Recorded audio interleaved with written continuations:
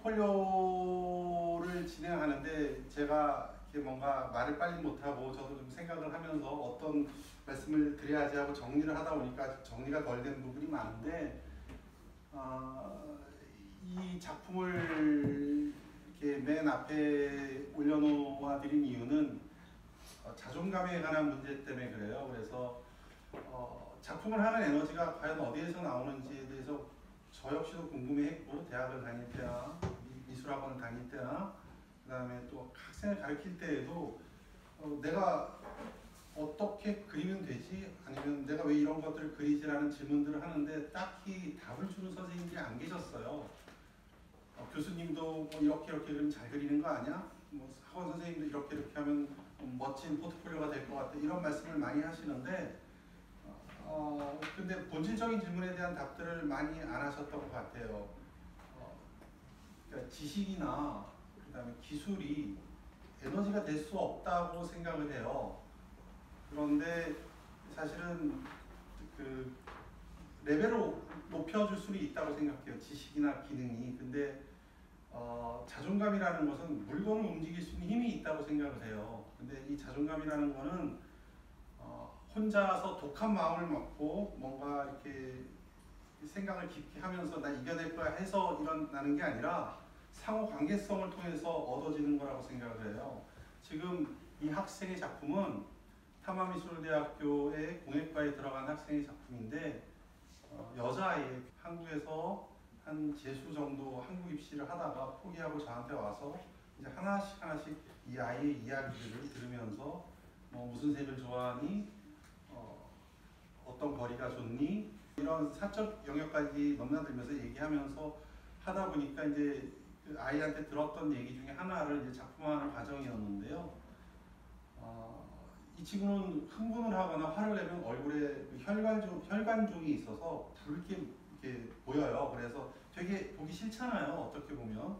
그래서 부모님이 너 그거 빨리 크면은 성장이 다 된다면 수술시켜줄게, 이런 게 아니라 너는 되게 특별한 아이이기 때문에 감정이 변할 때 얼굴에 이런 그 붉은 점이 생기는 거야 라고 이야기를 하게 어머님이 말씀을 하셨어요. 그러니까 아이는 20살이 넘어서까지 자기는 자기 얼굴에 그 붉은 점이 굉장히 하느님이 주신 어떤 은총이나 아니면 내가 내가 다른 사람과 다른 것을 구별할 수 있는 나만의 어떤 아름다움이라고 생각하고 전혀 그걸 부끄럽게 생각하지 않은 거죠.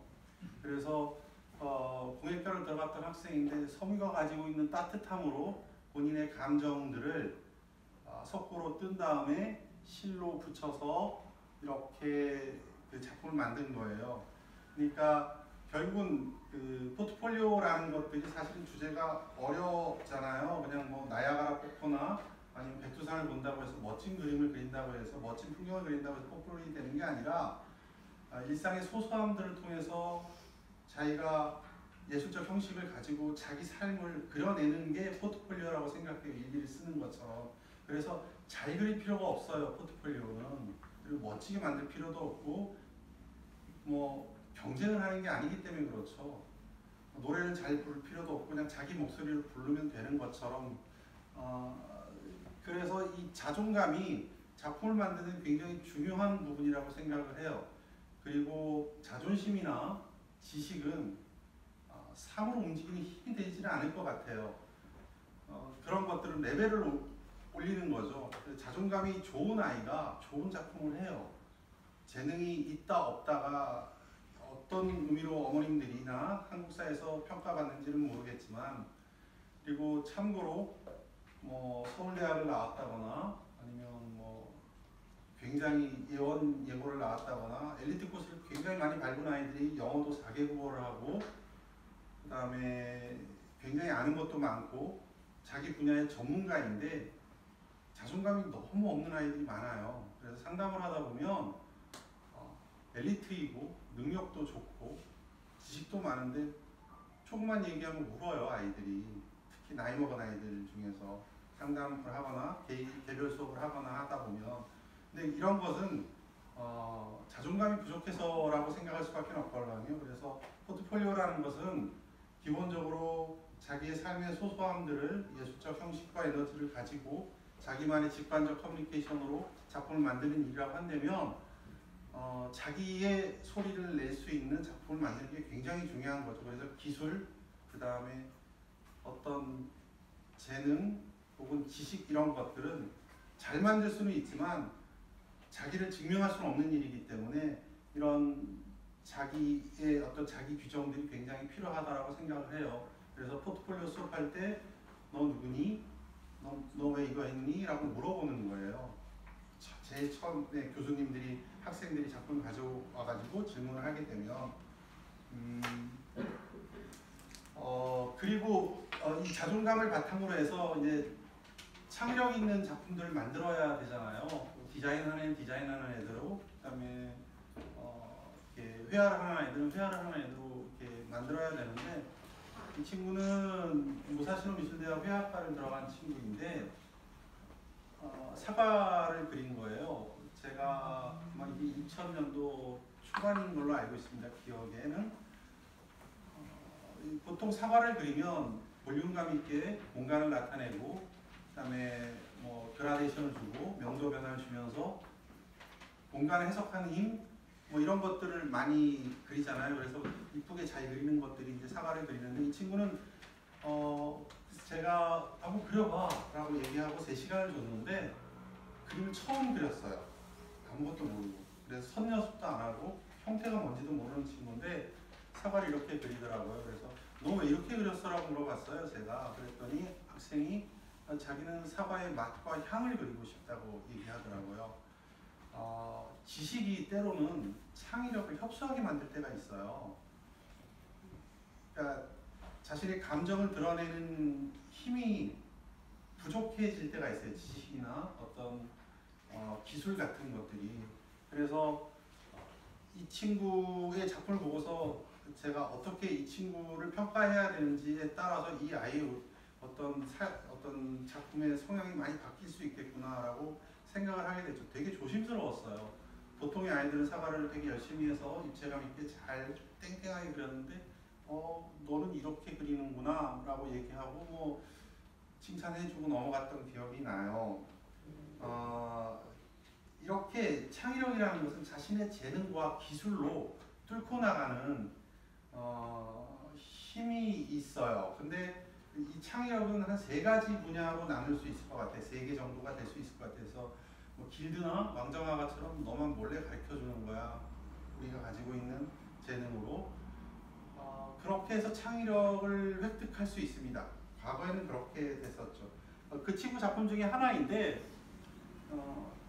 방울토마토에 랩을 씌운 거예요. 그렇게 보이시는지 모르겠습니다. 제가 그림이 화면이 바로 뒤에 있어서 제가 이 그림을 보고서 어떤 걸 느꼈냐면 알타미라 동굴벽화라고 보통 미술 시간에 중학교 때 많이 배우셨을 거예요. 거기에 보면 알타미라 동굴벽화의 소들이 막 뛰어다니잖아요. 그 소들이 헉헉거리고 이렇게 사냥꾼에 쫓기다가 지쳐서 숨을 헐떡거릴 때 심장을 꺼내는 것 같이 굉장히 뜨거워요. 그림이. 아니 방울토마토에 랩 씌운 거 가지고 어떻게 저렇게 그리지? 전 도대체 이해를 못했어요. 개인적으로. 그림에 잘 그리고 못 그리고를 떠나서 에너지가 가득 차 있어요. 그냥 뜨겁게 정말 뜨겁게 심장이 뛰는구나 라는 느낌이 들었던 것 같아요. 이 친구는 아까 뭐 이렇게 박혜민 전임쌤이 얘기했던 것처럼 미혼대에 갔을 때는 너 걱정된다. 그림 왜 이렇게 그려? 입시 그림 그려야지.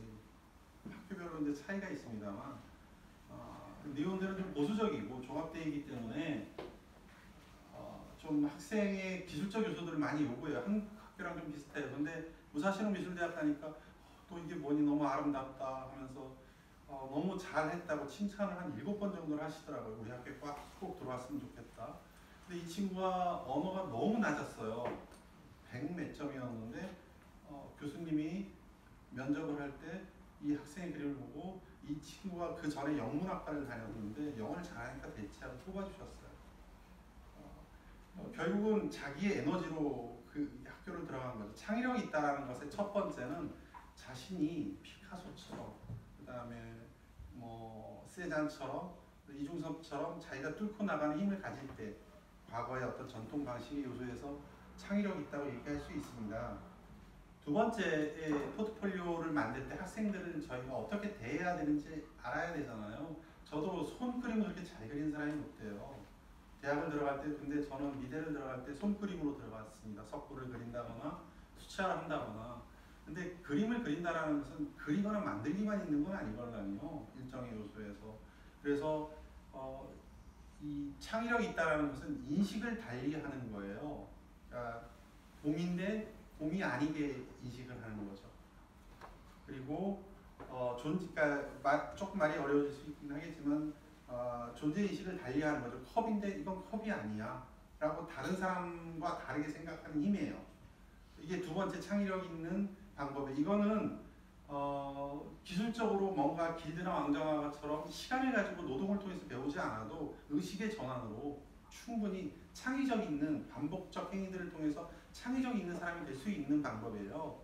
그래서 이 친구는 되게 우습지만 곰을 거꾸로 하면 문이잖아요. 그래서 그냥 거꾸로 매달은 거예요. 문이라고. 그래서 되게 교수님이 웃었어요. 일본 사람이 너 참 희한하다 뭐 이런 식으로.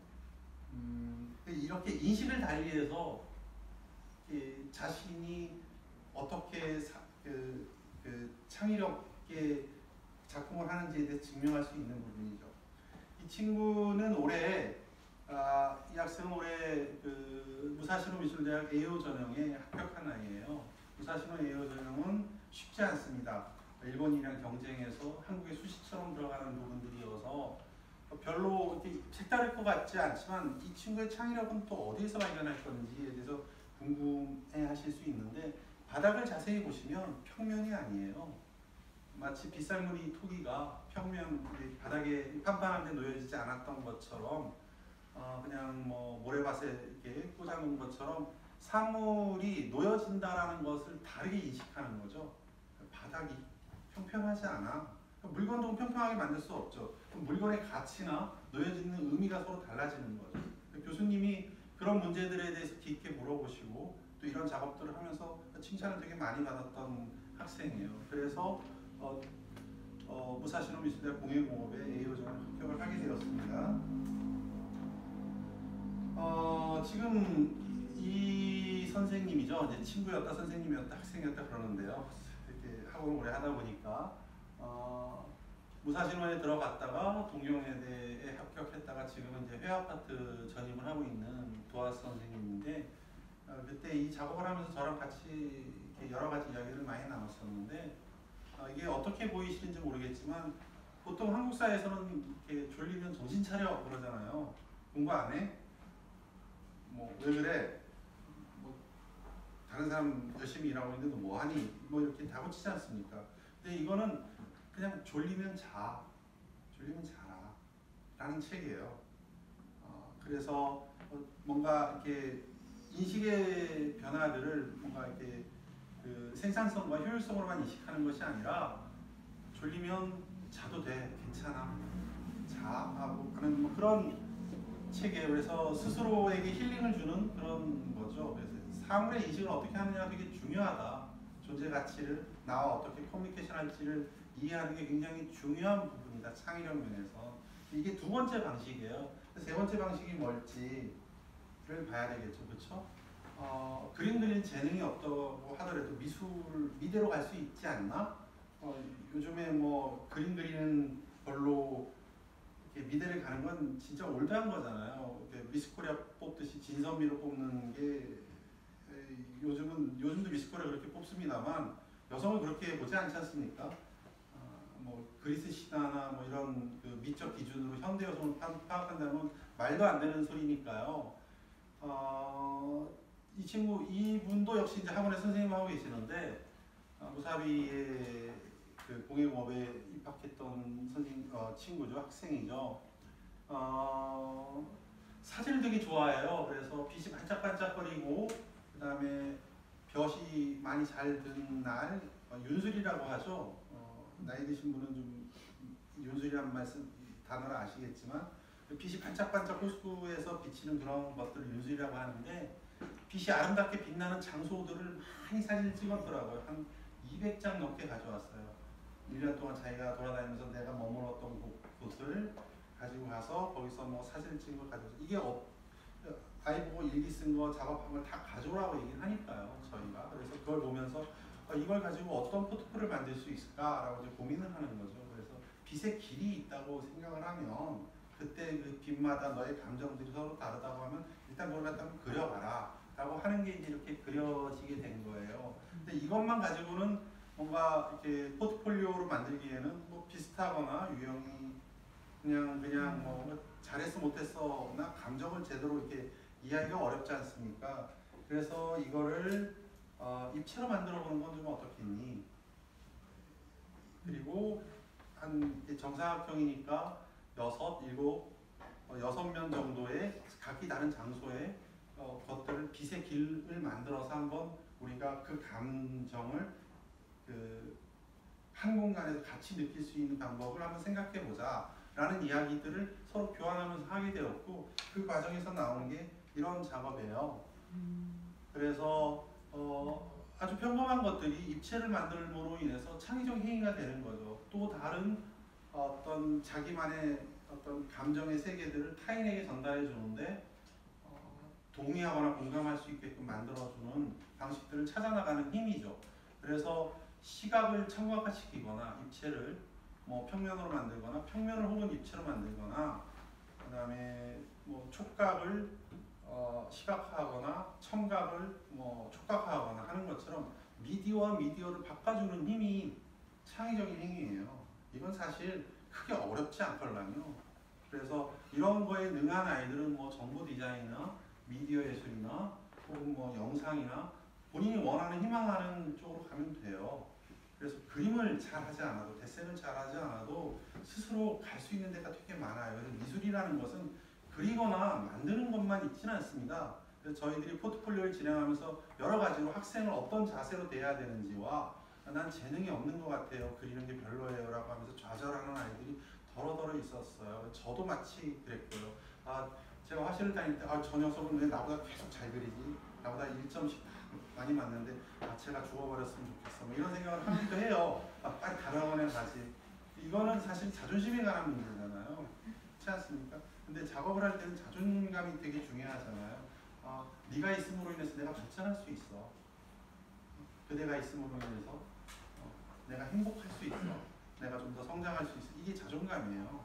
자존심과 지식이 아니라 결국 내가 뭔가를 뚫고 나가는 힘은 타인이나 관계성을 통해서 얻어진다는 거죠. 이런 부분에 대한 요소들이 되게 중요하다라고 말씀을 드리기 위해서요. 그래서 창의력 있는 것은 아까 말한 그 세 가지 분야로서 학생들을 어떻게 대할지를 잘 보고 이런 것들을 하기 위해서는 뭐 아이의 생각을 적어내는 뭐 200단어 수업이라든지 너의 성격의 장점과 특징에 대해서 써와볼래? 라든지 아니면 그동안 작업했던 걸 보여준다든지 하면서 선생님이 어떻게 접근하느냐에 따라 그 학생의 숨겨져 있는 내면들을 수면 위로 끌어올릴 수 있다고 생각을 합니다. 뭐 언뜻 보셔도 벌써 뭐 이렇게 분위기는 있는데요. 이 친구는 이 학생은 모든 학교를 다 붙었어요. 지원 학교를 타마, 무사, 조시비를. 근데 조시비를 선택해서 갔어요. 일본 내 회사를 하고 있는 아버님이 그 직원이 타마무사를 포기하고 왜 조시비를 가세요? 라고 하는데 일본 분들이 말릴 정도로 근데 조시비를 갔습니다. 학교의 발전 방향과 학생의 발전 방향이 일치하면 학교의 레벨과 관계없이 진학도 괜찮습니다. 꼭 이렇게 서울대면 가야 돼 이런 거 아니에요. 부모님들이 그렇게 생각하지 않으셨으면 좋겠고 커뮤니케이션에 대한 이야기인데 우리가 흔히들 어떻게 소통해야 되는지에 대해서 굉장히 고민이 많잖아요. 자녀분들이랑 아니면 또 학생들이랑 아니면 선생님들이랑 이런 관계성의 요소에 살지 않습니까? 그래서 해민 선생님 스님이 멈추면 비로소 보이는 것들이라든지 아니면 야마자키 료의 커뮤니케이션 디자인에서 보면 만드는 것을 멈추다 보니까 사람이 보인다. 뭐 이런 책들이 있어요.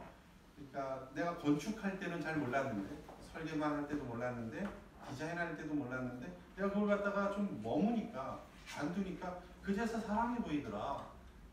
장르와 내 삶이 크게 다르지 않더라.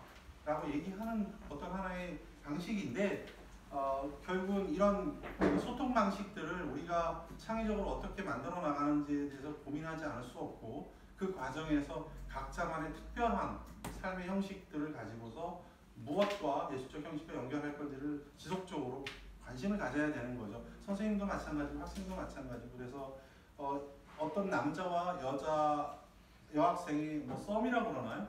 보통 그런 걸 표현한 거예요. 그래서 검은 옷과 흰 옷을 대표로 하고 있고 그 다음에 여기 강남역 그 사거리예요.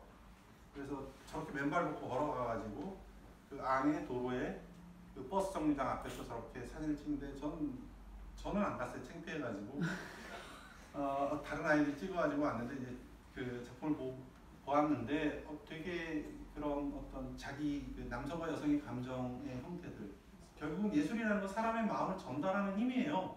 사람의 마음을 움직이는 힘이 있고 그게 잘하냐 못하냐는 크게 의미를 갖고 있지 않는다고 생각을 해요. 진정성이 있으면 된다고 생각을 하고 그래서 커뮤니케이션의 어떤 소통 방식에서 서로 간의 관계성을 또 이제 어떻게 할 거냐 아까 말씀드린 거는 자존감에 관한 것은 자기 규정에 관한 문제인 것이고 나를 내가 깊게 들여다보는 힘이고 그런 힘들을 가지고 나를 둘러싼 주변 환경과 어떻게 커뮤니케이션 하는지에 대한 해석들을 자신의 파트나 전공 분야에 맞춰서 연결해 나가는 힘이 있어야 되는 거죠. 예술적 형식을 가지고.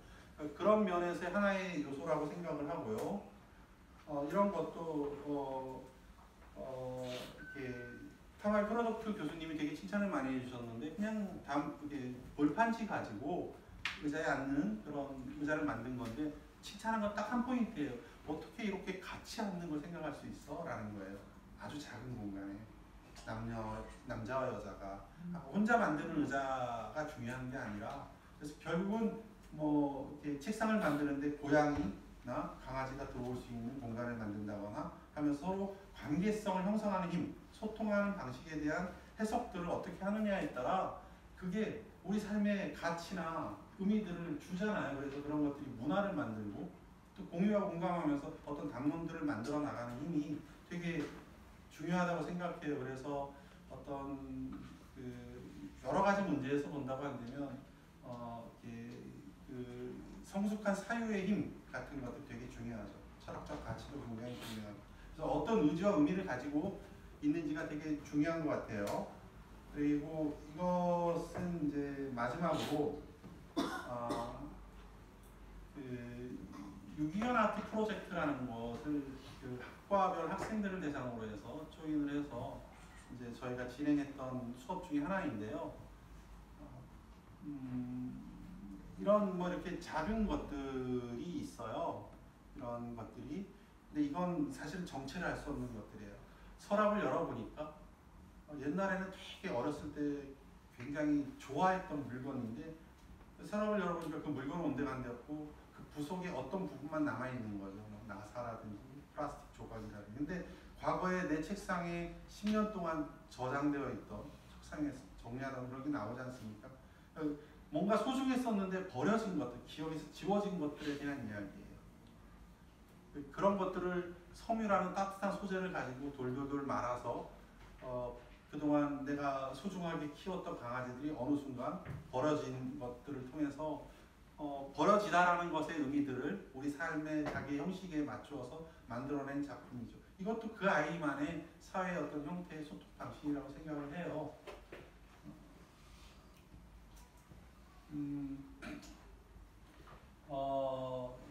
마지막 사진인데요. 이게 제가 워낙 그 건축 여행을 좋아해서 또 2년 전에는 3년 전이군요. 올해가 됐으니까 카셀, 그 다음에 그 아트바젤, 그 다음에 비엔날레 뭐 이런 그 전시들이 한 해에 몽창 모여서 1년 안에 다 있었던 게 있었어요. 그래서 뭐 민스터 프로젝트나 그렇고 어쨌든 그래서 그때 유럽을 한번 들렸는데 카셀 도큐멘터리에 갔을 때 제3세계 작가가 자기의 어떤 일상을 사진으로 찍어서 올려놓은 작품이에요.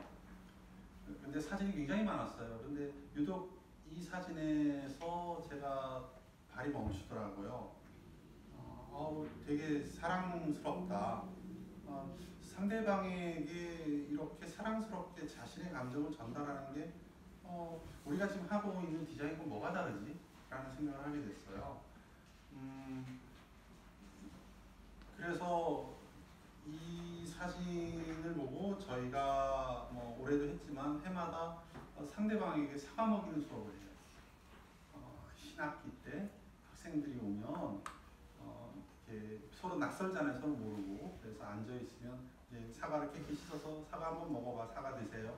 단 사랑하는 마음을 타인에게 전달해봐라. 근데 아이들이 이제 서로 짝지하고 하면 뭐 사과 먹게 하면 별소리가 다 나요. 막 하체 더러워요. 뭐 질질 흘려요. 뭐 사과 알러지가 있어서 뭐 도저히 못 먹겠어요. 부끄러워요. 막 별 얘기고 되게 분위기 좋아요. 근데 디자인을 한다는 것은 이렇게 어떤 문제점을 파악하고 기획과 구상을 통해서 그리거나 만드는 거죠. 그러니까 질문과 답이 동시에 있는 거죠. 근데 우리는 미술을 배울 때 저도 역시 그렇게 배웠습니다만 답만 찾는 것을 배웠어요. 좀 슬픈 일이지만 그래서 뭔가 이렇게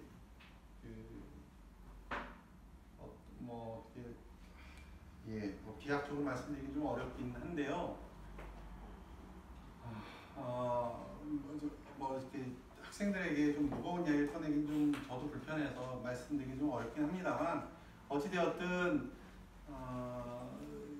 이런 그 일상에서의 상대방의 나의 감정을 전달하는 행위, 즉 아침에 일어나서 저녁에 잠잘 때까지 하루의 일과에 뭔가 이렇게 바늘에 어떤 귀처럼 실이 관통하는 힘처럼 뭔가 이렇게 관통하는 하나의 단어가 있다고 생각을 해요. 뭐 평생이라는 기준도 그렇고 그 다음에 하루라는 일정도 그렇고 내가 일어나서 1시부터 5시까지 미술학원을 다닌다고 해서 예술하는 시간이 1시부터 5시까지라고 생각하지 않고 아침에 일어나서 저녁에 잘 때까지 하루의 삶의 형식을 바늘기에 실이 관통하듯이 하나의 요소로 관통하는 그런 성숙한 사유나 철학들을 가지고 있지 않으면 예술할 수 없는 거죠. 그렇지 않습니까?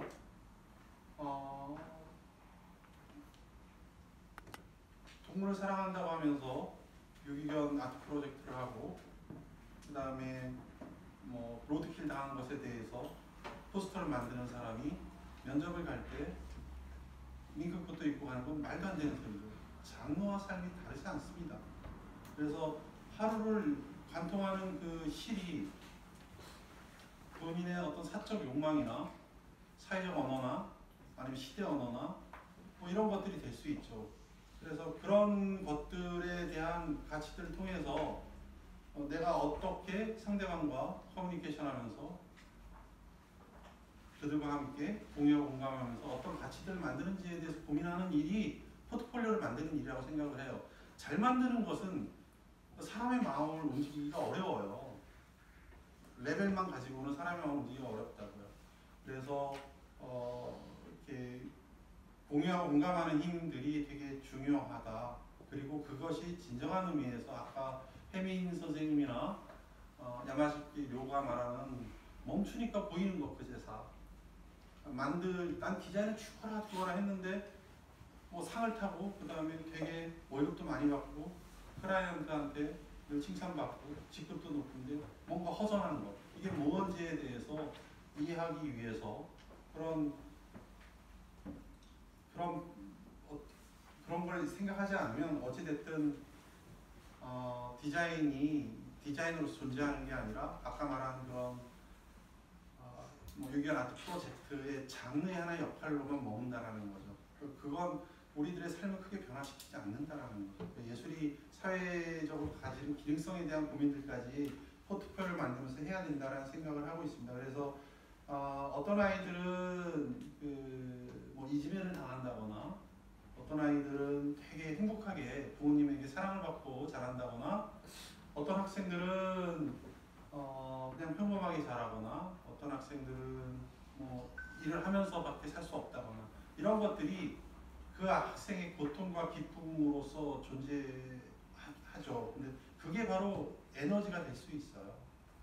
이 집에를 당하는 그런 어떤 스스로의 고통마저도. 그래서 그렇게 해서 성공한 작가들이 되게 많아요. 뭐 루이스 보르자도 그렇고 가정폭력에 의해서 어떤 자기 자신의 어떤 삶의 어떤 좌절을 예술적 형식으로 가져와서 모성 본능으로 해서 굉장히 유명한 작가도 되었고 푸사마 야요이도 그렇고 감기 같은 마음의 병을